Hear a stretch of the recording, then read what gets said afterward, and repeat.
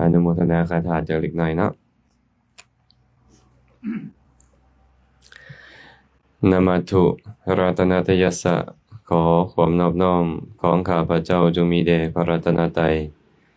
อภิวันทนาน้อมพระจอมไตรอันล้ำค่าพระพุทธาผู้โลกตั้งเป็นองค์แก้วหน่วยปฐม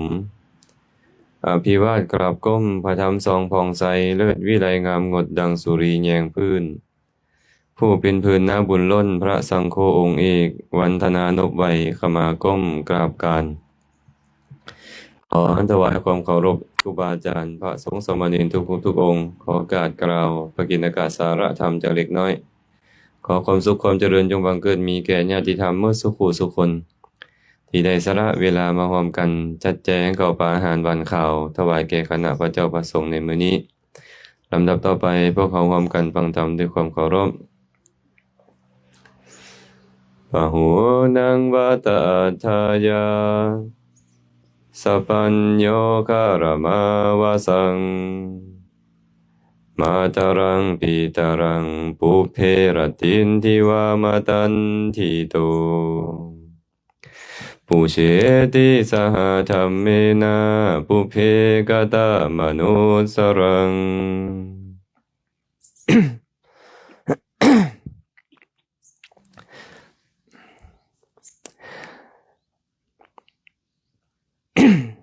ปุเพกตมนุสรังอนาคาเลปัปภชิเตอปาเปพรหมจาริโนนิวัฏาสัทโธปุเชติญัตตวาธัมเมจะเปสโรรัญโยหิโตเทวะหิโตยะตินังสาคินังหิโตสัพเพสังสาหิโตโหติสัทธัมเมสุปฏิทิโตวิเนยมัจเจลามะลังสาโลกังภาชเตสิวัง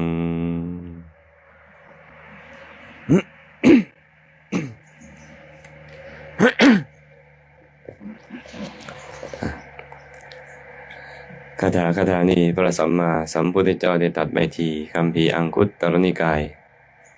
อัฏฐกนิบาต แต่ก่อนจะได้อธิบายขยายความก็ขออนุโมทนาบุญนำญาติธรรม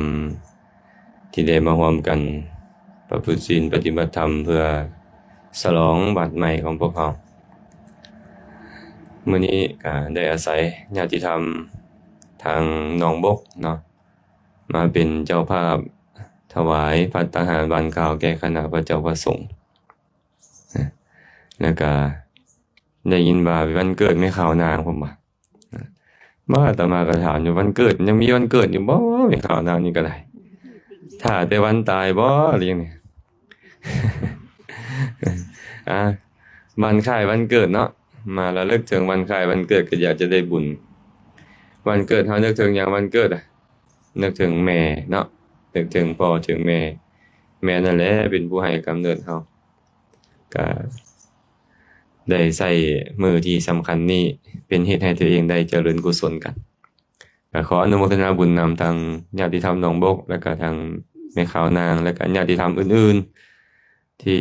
ได้นำภัตตาหารวันข่าวมาถวายแก่คณะพระเจ้าประสงค์ในมื้อนี้ก็จะนำพระสูตรสั้นๆนะมากล่าวให้ญาติโยมทั้งหลายได้ฟังปรารภเรื่องของผู้ที่เกิดขึ้นมาแล้วมีประโยชน์แก่คนจำนวนมากคนเฮานี่นะญาติโยมบางคนเกิดในตระกูลสูงส่งแต่บ่ได้สร้างสาระประโยชน์ให้กับคนอื่นเลยก็หลายแม่นบ่บางคนมั่งคั่งร่ำรวยมียศถาบรรดาศักดิ์แต่บ่ได้สร้างประโยชน์ให้คนอื่นเลยก็มีหลายแต่กับบางคนบัดนี้เกิดมาในตระกูลต่ำต้อยเป็นคนยากจนอนาถาก็ตามแต่ว่าสร้างคุณประโยชน์ให้กับคนจำนวนหลายก็มีเนาะฉะนั้นคนที่มาสร้างประโยชน์นี่นะบ่ได้เบิ่งที่ชนชั้นวรรณะตระกูลบ่ได้เบิ่งที่ผิวพรรณวรรณะบ่ได้เบิ่งที่ ฐานะยากจนหรือมั่งคั่งร่ำรวยแต่เบิ่งที่คุณธรรมพระสัมมาสัมพุทธเจ้าตรัสพุทธพจน์ไว้ในคัมภีร์อังคุตตรนิกายอัตถกนิบาตว่าภิกษุทั้งหลายบุคคลผู้มีศรัทธาผู้เป็นสัตบุรุษนี่นะอุบัติขึ้นมาในโลกแล้วย่อมอุบัติขึ้นมาเพื่อประโยชน์แก่คนจำนวนหลายคนจำนวนหลายคือไผแดย่อมอุบัติขึ้นมาเพื่อประโยชน์เกื้อกูลแก่บิดามารดาแก่บุตรภรรยาแก่ทาสกรรมกรคนหับไส้แก่มิตรอมาตย์แก่ญาติผู้ล่วงลับไปแก่พระราชาแก่เทวดาและแก่สมณพราหมณ์นี่แหละบุคคลผู้เป็นสัตบุรุษผู้มีศรัทธานี่นะอุบัติขึ้นมาในโลกแล้วก็ย่อมอุบัติขึ้นมาเพื่อประโยชน์แก่คนจำนวนมากแบบนี้เวลาที่บุคคลใดบุคคลหนึ่งที่เขามีคุณธรรมมีศรัทธามีศีลมีจาคะมีปัญญาเป็นสัตบุรุษอุบัติขึ้นมาในโลกเขาก็จะเฮ็ดประโยชน์สุขให้เกิดขึ้นแก่มหาชนแบบนี้สั้นต้นกับพ่อแม่จะได้ประโยชน์จากเขาเนาะแม่นผู้ใดหากมีคนถามแม่โนราว่าแม่นผู้ใดเป็นคนตอบแทนบุญคุณพ่อแม่เขาจะมีคำตอบแนวใดคนกตัญญูรู้คุณแม่นบ่ถูกบ่คนกตัญญูรู้คุณนั่นแหละจึงจะตอบแทนบุญคุณของคนอื่นเป็นคันลูกเต้าของเราเป็นอันธพาลบ่มีศรัทธาบ่มีปัญญาเลยเขาจะตอบแทนบุญคุณพ่อแม่บ่เฮ็ดดอกเนาะบ่เฮ็ด ฉะนั้นคนที่จะตอบแทนบุญคุณพ่อแม่นี่นะคือคนที่กตัญญูเป็นสัตบุรุษตอบแทนด้วยการให้ข้าวน้ำซ้ำปลาได้ด้วยการให้ผ้าพรทอนสบายได้ด้วยการนวดเฟ้นหรืออื่นๆนะแต่การตอบแทนบุญคุณพ่อแม่นี่มีอยู่2แบบแม่นบ่ที่พระพุทธเจ้าตรัสไว้บุคคลบางคนในโลกนี้เลี้ยงดูปูเสือพ่อแม่อยู่เทิงบานี่แหละ ให้อยู่ให้กินให้เที่ยวให้ถ่ายอุจจาระปัสสาวะอยู่เทิงบานี้ตลอด100 ปีหรือว่าแต่งตั้งพ่อแม่ไว้ในฐานะความเป็นใหญ่ในแผ่นดินทั้งหมดมีรัตนะเป็นจำนวนหลวงหลายครอบครองอยู่ก็ยังบ่ชื่อว่าตอบแทนพ่อแม่ได้อย่างแท้จริงเพราะว่าพ่อแม่ผู้ยังบ่มีศรัทธาบ่มีศีลบ่มีจาคะบ่มีปัญญาโอกาสเข้าถึงอบายทุกขติวินิบาตนรกก็ยังมีแต่บุคคลใดก็ตามเฮ็ดพ่อแม่ที่บ่มีศรัทธาให้มีศรัทธาเฮ็ดพ่อแม่ผู้บ่มีศีลให้มีศีลเฮ็ดพ่อแม่ที่ยังบ่มีจาคะยังตนีที่เหนียวให้ยินดีในการสละแบ่งปันและเฮ็ดพ่อแม่ที่บ่มีปัญญาให้เขามีปัญญาจึงชื่อว่าตอบแทนพ่อแม่ได้อย่างแท้จริงการอนุเคราะห์2อย่างนี่นะพ่อแม่จะได้จากลูกก็ต้องเป็นลูกที่มีปัญญาเป็นสัตบุรุษแม่นบ่คันคนที่เขาบ่กตัญญูรู้คุณต่อพ่อแม่เขาก็บ่สามารถเฮ็ดได้พุทธเจ้าก็เลยบอกว่านี่แหละสัตบุรุษผู้มีศรัทธาผู้มีปัญญานี่นะเกิดขึ้นมาในโลกเกิดขึ้นมาเพื่อประโยชน์แก่พ่อแม่นี่แหละเป็นเบื้องต้นบ่แม่นแก่พ่อแม่อย่างเดียวแก่บุตรภรรยาทาสกรรมกรคนหับไส้พร้อมถ้าว่ามีประโยชน์แก่ลูกแก่เต้าแก่ภรรยาบ่สมมุติสามีที่ดีนี่สามีที่ดีพ่อที่ดีเขาก็ต้องอนุเคราะห์เกื้อกูลต่อลูกเต้าตัวเองนำต่อภรรยานำลูกเต้าก็ตามภรรยาก็ตามจะได้การอนุเคราะห์เกื้อกูลกันได้จากคนที่เป็นสัตบุรุษนั่นแหละไปอยู่กับอันธพาลเบิ่งเนาะยามใดก็สิดังแตกมาตลอดเด้เขาตีเอาเท่านั้นแหละแม่นบ่ฉะนั้นสัตบุรุษผู้อุบัติขึ้นมาในโลกจึงมีประโยชน์เกื้อกูลแก่บุตรภรรยานำแก่ทาสกรรมกรคนหับไส้นำพวกทาสกรรมกรคือกันเนาะ ถ้าหากว่าได้เจ้านายที่ขี้ที่เจ้านายที่เป็นคนพาลก็สิดึงกันไปแต่ความวิบัติแม่นบ่แต่ถ้าหากได้เจ้านายที่มีศีลมีกัลยาณธรรมมีศรัทธามีปัญญาเป็นสัตบุรุษก็จะประสบแต่ความเจริญขึ้นนะมิตรอามาตย์ก็เช่นเดียวกันพวกมิตรอามาตย์เพื่อนสหาย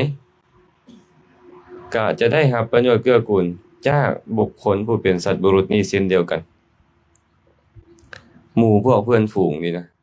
ขอแค่หมู่ดีได้หมู่ดีจากคนหนึ่งมันดีไปเบิดเลยแม่นบ่แม่นโนล่ะฮู้จักพวกพระขวัมปติบ่พวกพระขวัมปติเนี่ยเป็นมิตรเป็นสหายของยะสากุลบุตรยะสากุลบุตรนี่นะได้ฟังธรรมบรรลุเป็นพระอรหันต์พอบรรลุเป็นพระอรหันต์แล้วไปเอิ้นหมู่มาอีก54คนบรรลุอรหันต์นำกันหมดบ่คือไอ้จอน้อยเด้อเนี่ยความหน้าลงนอนกับพาหมู่นอนรถเนี่ยเห็นบ่องค์นี้เห็นองค์นั้นนอนก็นอนนำได้หมู่บ่ดีเด้แม่นบ่คันจัวกระดิ่งนี่ลังกงลงไอ้จัวสายน้อยแล้วก็เฮ็ดน้ำแม่นบ่เนี่ยไอ้จัวสายน้อยเฮ็ดแล้วเนี่ยไอ้จัวพุ่นแล้วเนี่ยจัวอื่นก็เฮ็ดน้ำอันนี้หมู่บ่ดีอันนี้เนาะพาเฮ็ดแนวบ่ดีคันได้หมู่ดีเห็นบ่เนี่ยไอ้จัวต้นกล้าเราได้บางทีมันเป็นปัจจัยแก่กันและกันได้เห็นกันเฮ็ดโอ้ไอ้จัวนั่นเนาะมักเฮ็ดข้อวัดปฏิบัติต่อครูบาอาจารย์เนาะเฮ็ดตามบ่เฮ็ดตามโอ้ไอ้จัวนั่นเบิ่งแม่เราอุปถากดูแลครูบาอาจารย์ล้างบาตรล้างหยังครูบาอาจารย์ปัดกวาดเช็ดถูกุฏิวิหารครูบาอาจารย์เฮ็ดตามคันได้หมู่ดีๆญาติโยมคันได้หมู่บ่ดีก็ขี้ร้ายขี้ร้ายตามฉะนั้น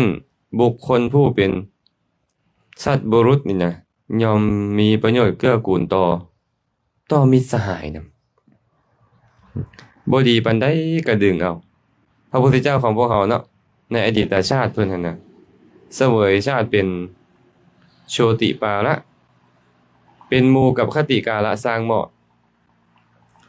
เป็นหมู่กับคติกาละสร้างเหมาะคติกาละเนี่ยบรรลุเป็นพระอนาคามีแต่ว่าพระพุทธเจ้าของเขาอดีตชาติเป็นคนมีความเห็นผิดมีความเห็นผิด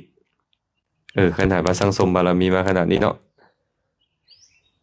โชติปาละนี่นะชื่อคติกาละนี่พยายามดึงแล้วดึงอีกซักซ้อนแล้วซักซ้อนอีกให้ไปหาพระพุทธเจ้าบ่ไปคนหัวล้นนี่ว่าสิบรรลุธรรมอีหยังได้พุ่นน่ะก็พยายามส่วนแล้วส่วนอีกสุดท้ายไปนั่นการซักซ้อนของมิตรสหายเพิ่นเลยบอกนี่เห็นบ่เนี่ยมิตรสหายนี่นะได้อาศัยกันและกันนี่ก็ยอมประสบความเจริญได้พระพุทธเจ้าได้บอกว่าสัตว์บุรุษเกิดมาในโลกนี้ก็เพื่อประโยชน์แก่มิตรสหายนำแก่ญาติผู้ตายไปนำก็มีคนที่จะเฮ็ดบุญอุทิศให้ญาติผู้ล่วงลับดับขันไปก็ต้องคนดีคนบ่ดีบ่เฮ็ดดอกเนาะตอนเขาคิดนี่ดีบ่คิดทอดพ่อแม่คิดทอดผู้ล่วงลับดับขันไปดีบ่ดีและเขาก็จะเฮ็ดบุญอุทิศให้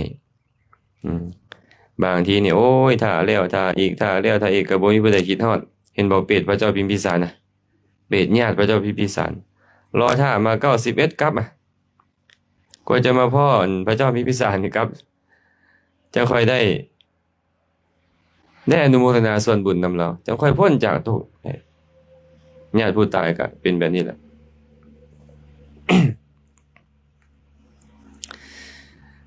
พวกนั้นตรัสอีกว่าสัตว์บุรุษอุบัติขึ้นมาในโลกก็เพื่อประโยชน์เกื้อกูลแก่พระราชานำพระราชานี่นะถ้าหากได้บุคคลผู้เป็นสัตว์บุรุษเข้าไปใกล้แล้วเพิ่นมีพระราชอำนาจเนาะแม่นบ่พระราชานี่มีพระราชอำนาจสังฆาคนเทื่อละเป็นหมื่นก็ได้แม่นบ่เทื่อละเป็นแสนเป็นล้านก็ได้คันหากว่าได้คนบ่ดีไปยุไปแย่ตลอดเป็นแนวใดโอ้ยก็มีแต่เฮ็ดศึกสงครามเท่านั้นแหละแม่นบ่มีแต่ฆ่าฟันรันแทงกันมีแต่โกงบ้านกินเมืองกันไปนั่นแหละแม่นบ่เบียดเบียนไพร่ฟ้าราษฎรไปแต่ถ้าได้สัตว์บุรุษมาใกล้นี่เป็นจังได๋ สักส่วนเฮ็ดแต่แนวดีๆมีประโยชน์เกื้อกูลปัจจุบันไผฟ้าราษฎรบ้านเมืองก็ได้ประโยชน์สุขและพระองค์ก็ชื่อว่าได้ประกอบกุศลคุณงามความดีเอาไว้นำแว่นแคว้นของพระองค์รัฐของพระองค์ก็จะบ่ขัดสนและละโลกนี้ไปแล้วก็เข้าถึงสถานที่อันดีเพราะอาศัยสัตว์บุรุษอาตมาเลยมักเล่าเรื่องให้ญาติโยมฟังมีสามเณรน้อยองค์หนึ่งชื่อว่าสามเณรนิโครธก็สิซ้ำจัวนี่แหละคิมซุงนี่แหละแต่บ่ได้ขี้ดื้อคือเดี๋ยวนี้ บ่ได้ขี้ดื้อดอกเนาะแต่ว่ามักม่วนน้อยจัวน้อยเนาะมักม่วนบ่อาตมามักบอกไปนี่ว่าไอ้จัวน้อยก็คือเจียน้อยเป็นได้เจียน้อยอะมันเจิดอยู่บ่เซาอันใดเบิ่งแม่นเบิ่งจูกิมจวนบุญส่วงให้แม่นน่ะเจิดอยู่หั่นนี่เจิดอยู่บ่เซาแล่นนี่แล่นหันอยู่แลจัวน้อยปกติของเขาคันเขาอยู่ดีๆนี่โอ้มันบ่แม่นไอ้จัวน้อยเด้นี่มันต้องเป็นบุคคลผู้ประเสริฐแต่เขาเจ้านี่ยังบ่ถึงขั้นนั้นหันนะก็แล่นนี่แล่นนั่นเว้านี่เว้านั่นเนี่ยตามภาษาเด็กน้อยคันผู้ใดบ่เข้าใจเขาก็อยากให้เลยเด้เนาะเห็นบ่คล้ายๆลูกน้อยเฮานี่นะว่าบ่ฟังนี่นะเห็นบ่โจบุญส่วงลองนั่งดีๆมันจะจ้ะอย่าเฮ็ดคือเจียนะเป็นคือเจียไปหมดเลยฉะนั้นเนาะจัวก็คือเจียอาตมาเลยมักเว้าไปนี่แหละแต่ว่าจัวที่ถูกฝึกมาดีมันแบบหนึงอีกเด้คือสามเณรนี่คนอายุ7ปีนึงเด้อันนี้ยัง8ปี9ปีไปหน้าเลยได้พวกเขาไอ้จัวน้อยนี่นะแต่จัวนั้น7ปีบรรลุอรหันต์แต่น้อยหันน่ะสงบเสงี่ยมสำรวมไปในบ้านในซองบ่งอกหน้าบ่เลี้ยวหลังสงบสำรวมไปพระเจ้าอโศกมหาราชเหลียวเห็นทางที่พระเจ้าอโศกมหาราชนี่โหดร้ายป่าเถื่อนเหลือเกินเนี่ยฆ่าพญาติของตัวเองนี่101องค์เพื่อให้ได้ของราชไปบ้านน้อยเมืองใหญ่ต่อตีเอาหมดเลือดนองแผ่นดินคนตายเป็นหมื่นเป็นแสนซัวซ่าบ่แบบเนี้ยพ่อใหญ่บ้านดอนรับซัวซ่าหลายเนาะได้เห็นสามเณรน้อยปุ๊บโอ้ใจมันสงบไปนำเว้ยคันเห็นไอ้จั่วที่ประพฤติปฏิบัติดีนี่นะใจพวกไม่ออกสงบบ่เนาะโอ้คันเห็นกระโดดโลดเต้นกระโชกกระซากอยู่เป็นจังได๋แม่นโอ้ยแม่นบ่จะเป็นเอื้อมละอาเข้าก็บ่อยากไปถวายพุ่นแหละเนาะแม่นบ่พระเจ้าอโศกเขื่อนนิมนต์พระนอกศาสนามานะนักบวชนอกศาสนามาจักกระโศกโหกเฮกดิ้นนี่ดิ้นนั่นคล้ายๆโจรกระดิ่งนี่แหละดิ้นบ่อยู่บ่เซาบ่สงบสำรวมอะนะกินอาหารบานข้าวกะเหียซะไปเหียซะไปล้มโซกันไปกินไปพร้อมพระเจ้าอโศกนี่โอ้อึดอัดละอาใจเหลือเกินนี่บ่เขาว่าผู้ประพฤติปฏิบัติดีนี่เป็นแนวนี้บ่ส่งกลับไปพอเห็นไอ้จั่วน้อยนี่ก็โอ้ยเกิดความเลื่อมใสศรัทธาอย่างแรงกล้าเลยเอิ้นเข้ามาให้เพิ่นอำมาตย์ไปนิมนต์เข้ามาเทศน์ให้พระออกฟังเด้ว่าซั่นเราเทศน์ให้ฟังน้อยเดียวแม่นบ่ล่ะเอ้ยแม่นบ่ล่ะจังได้มานั่งอยู่นี่ย้อนสามเณรนี่โคตรเทศน์กันเดียวเนี่ยคนที่เป็นสัตบุรุษน่ะคนที่ถูกฝึกมาดีนะ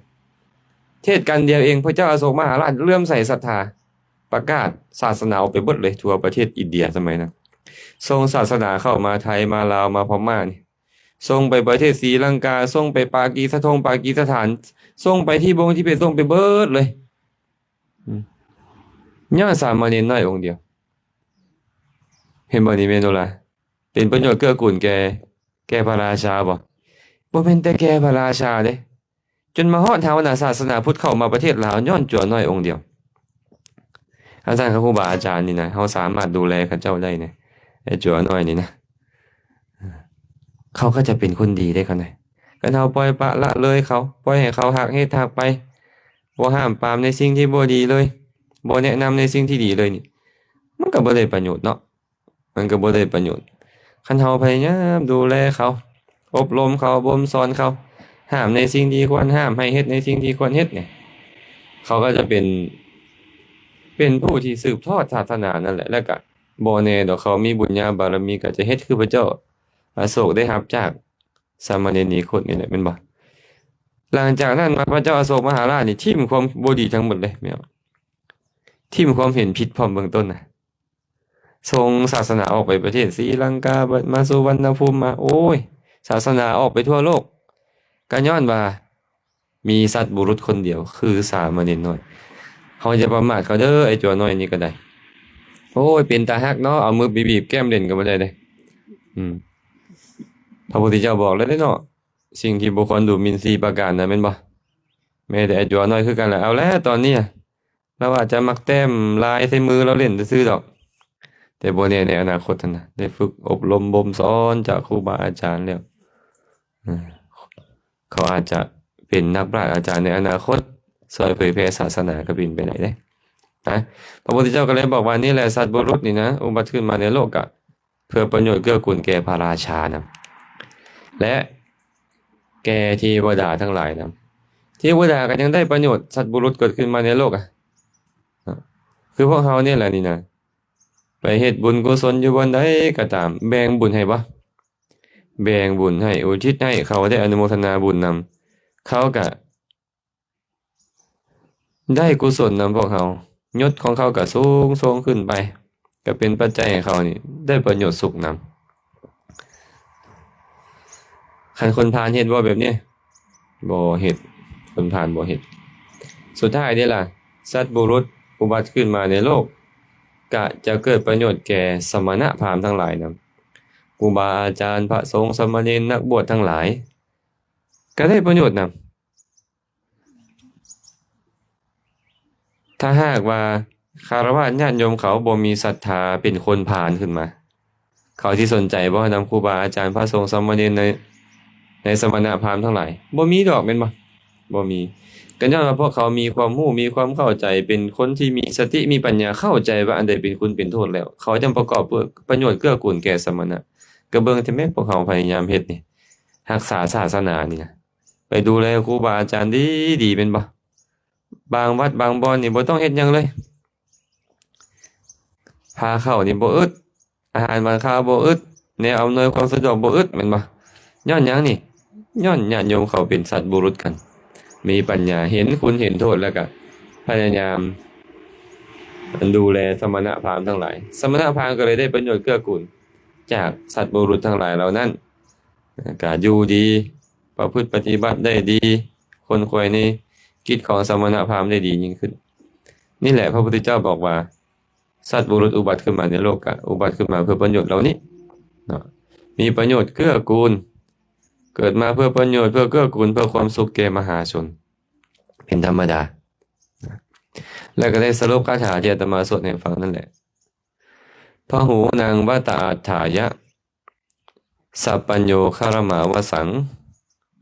มาตารังปิตารังปุเพรัตตินทิวะมาตันทิโต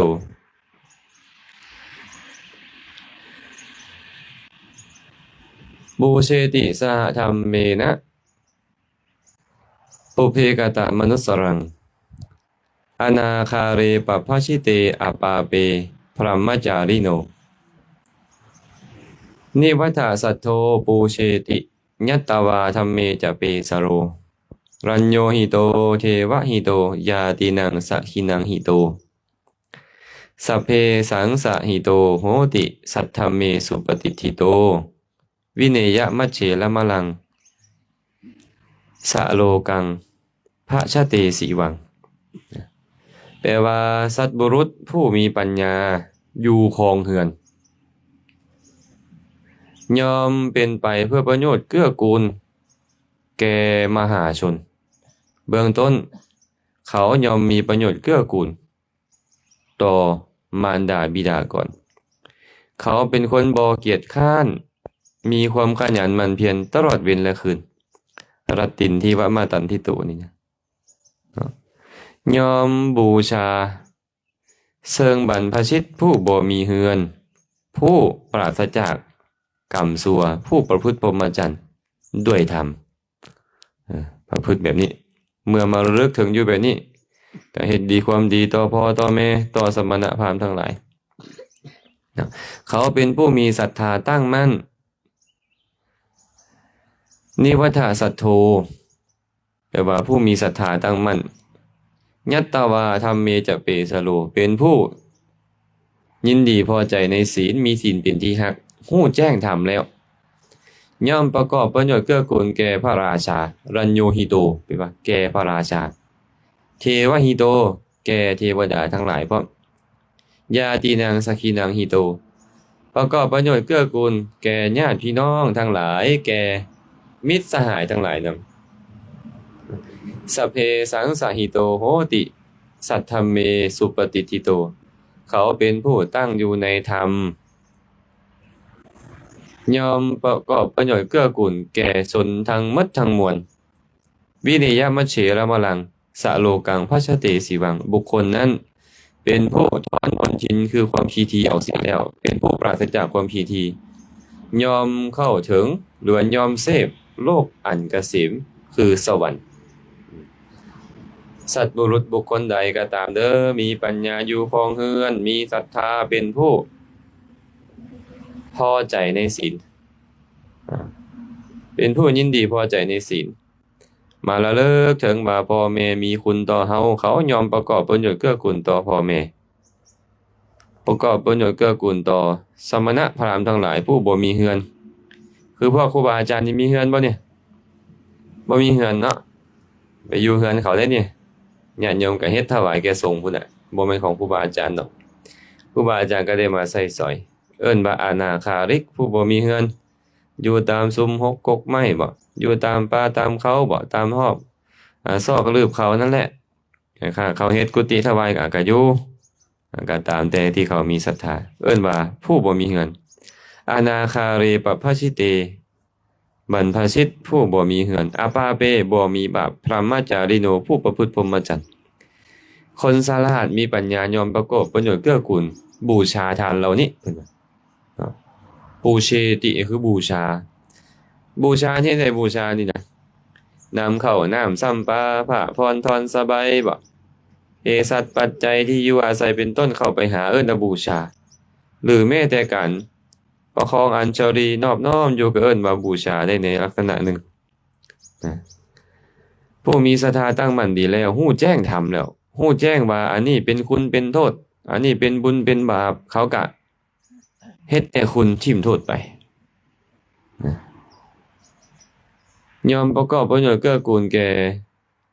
พระราชาแก่เทวดามิตรสหายญาติสายโลหิตทั้งหลายพร้อมยอมประกอบเพื่อประโยชน์เกื้อกูลแก่ชนทั้งปวงเลยบ่ว่าผู้ใดก็ตามจะได้ประโยชน์จากสัตว์บุรุษนี่พระพุทธเจ้าเอิ้นว่าสัตว์บุรุษบ่เอิ้นเนาะตายไปจักปีละ2,500 กว่าปีแล้ว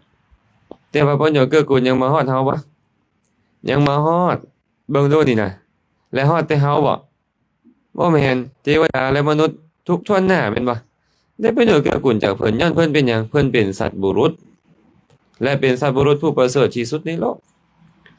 ขณะสัตว์บุรุษนี่นะจะประกอบประโยชน์เกื้อกูลแก่มหาชนแบบนี้มนุษย์ก็ตามเทวดาก็ตามโดยที่สุดแม้แต่พวกสัตว์เดรัจฉานก็ยังได้ประโยชน์เกื้อกูลจากพระองค์แม่นบ่ทั้งที่พระองค์ตายไปแล้วเนี่ยบางคนสิฆ่าตัวตายเลยไปฟังธรรมของพระพุทธเจ้าน้อยเดียวเปลี่ยนเลยและเฮ็ดประโยชน์เกื้อกูลกับคนอื่นต่อไปอีกก็บ่แม่นง่ายแม่นบ่บางคนซัวซ่าลามกเอาแท้เอามาฟังธรรมจากพระพุทธเจ้าหรือฟังธรรมของพระพุทธเจ้าจากคนอื่นมาแสดงให้ฟังน้อยเดียวเปลี่ยนแปลงตัวเองปรับปรุงตัวเองให้ประโยชน์เกื้อกูลแก่โลกได้จำนวนหลงหลายก็คือพระเจ้าอโศกมหาราชที่อาตมาบอกให้ฟังนี่ทั้งที่พระพุทธเจ้าปรินิพพานไปโดนแล้วแม่นบ่แต่ว่าพระองค์ประกาศประโยชน์เอาไว้สามเณรน้อยนี้โคตรได้ประโยชน์นำประโยชน์ส่งต่อพระเจ้าอโศกมหาราชพระเจ้าอโศกมหาราชนำประโยชน์ส่งต่อมาให้พวกเขาเบิ่งดูนี่พระอรหันต์เกิดขึ้นในโลกจำนวนหลงหลายเพราะพระเจ้าอโศกมหาราชเอาละเพิ่นอาจจะบ่ได้บรรลุธรรมตอนนั้นนะแต่เพิ่นก็ชื่อว่าเป็นสัตว์บุรุษแล้วหลังจากได้รับการอนุเคราะห์จากสามเณรนี้คนนั้นเนาะพระพุทธเจ้าก็เลยบอกว่าสัพเพสังสะหิโตโหติสัทธัมเมสุปฏิทิโต บุคคลนั่นแหละเป็นผู้ตั้งมั่นอยู่ในธรรม